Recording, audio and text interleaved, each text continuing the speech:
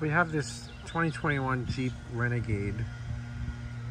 It's the limited version, the top model, I guess.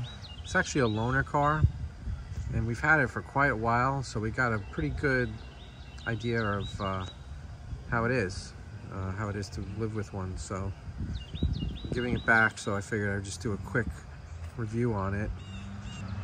It has a 1.3 liter. It's actually a turbo. And as usual, as soon as I start a video, the lawn guys start up.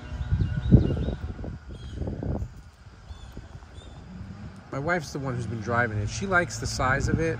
She likes a high car that's short and stubby, so this pretty much fits that description perfectly.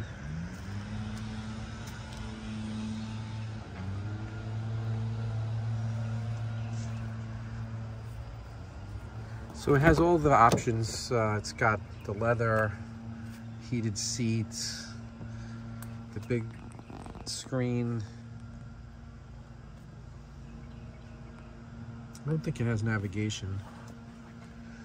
So the front is good as far as space for a small car. It's roomy. It's got like a really square shape to it, so you feel like you have good headroom and you don't have that sloping window roofline coming in on you like so many modern cars have. So that's cool.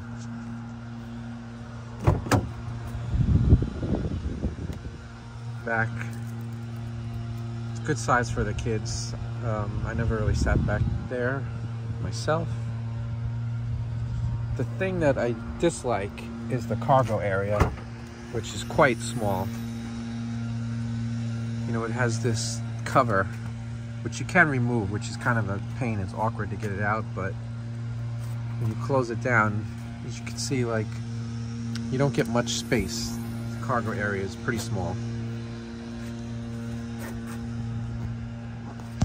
It drives fine. Even with the turbo, it's not the most powerful car. Sometimes it feels like it's giving you some good power, and then other times it feels slow, depending on what you're doing.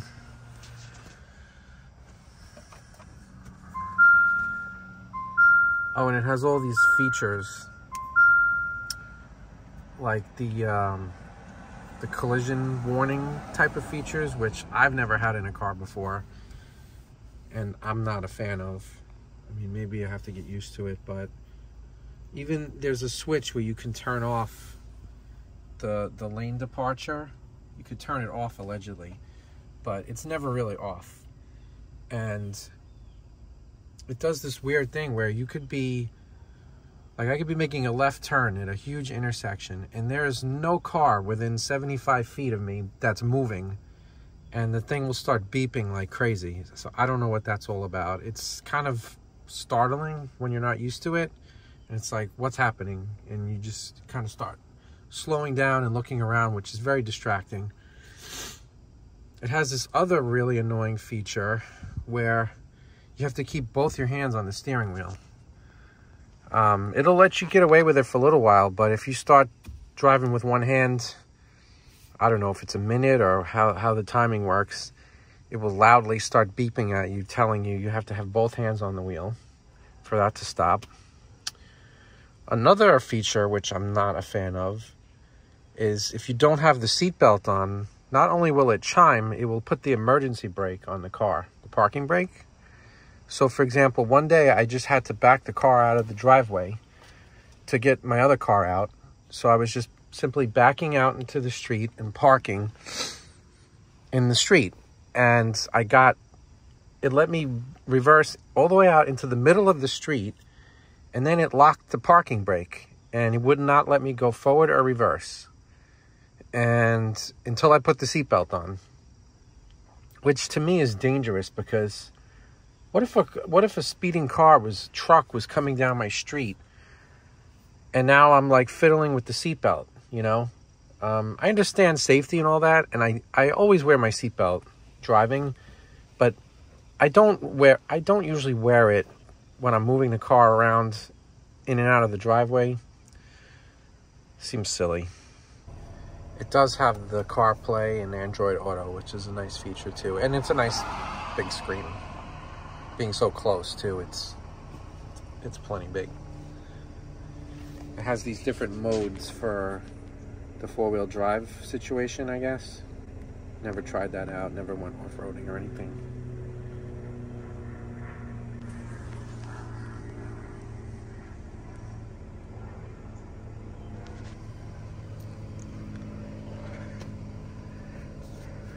Typical Chrysler, Jeep, Dodge steering wheel with the cruise control buttons and the screen control buttons over here, and then your phone. If you press this button, if you have an Apple phone, you get Siri. You speak to the system, answer a call, hang up a call. Oh yeah, also the air conditioning is not great on it. We had it throughout the whole summer. And on the hotter days, like the high 80, 90 degree days, you have to crank this thing. It takes forever to cool down. Again, it's a 2021, so it's not even 3, it's 2 years old at this point. I feel like that should work better. You just kind of get the feeling that the way it was built, everything was kind of cheaply made. Oh yeah, there's wind noise coming from the driver's window. When you're driving down the highway, you get a lot of wind noise, even though everything's shut. Just kind of evidence of poor build quality everywhere you go. The engine has kind of a strange sound sometimes. It sounds like maybe an exhaust leak, or you hear like a raspy kind of noise. I don't know if it's just the way the engine is because it's a 4-cylinder.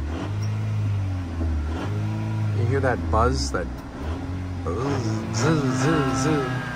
Sounds almost like a 2-stroke sometimes. Let's see if it'll let me open the hood while it's running.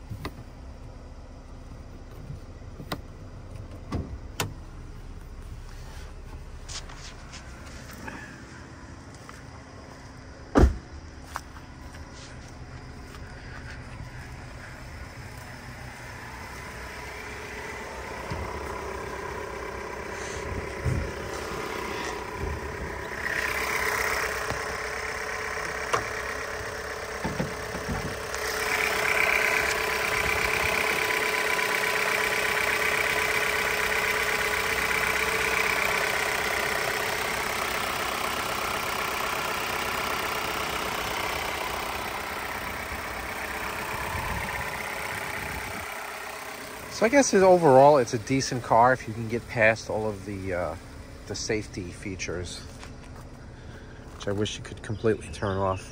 The price on these, that's the part which gets me. The MSRP on this, I believe, was like $37, which to me is way too much for a little car like this and what you're getting.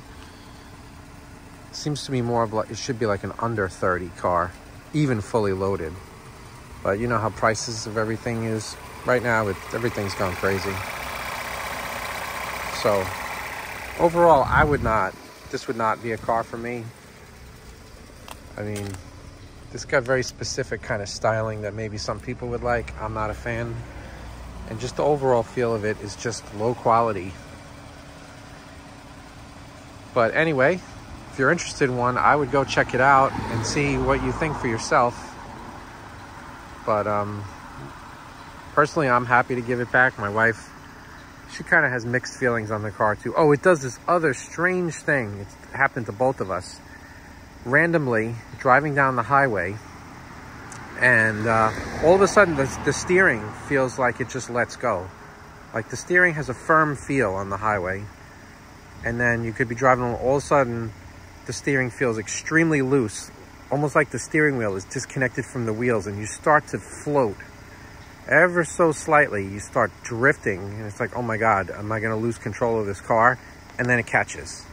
So I don't know if that's a feature or a problem, but because it's a loaner, you know, I have no idea.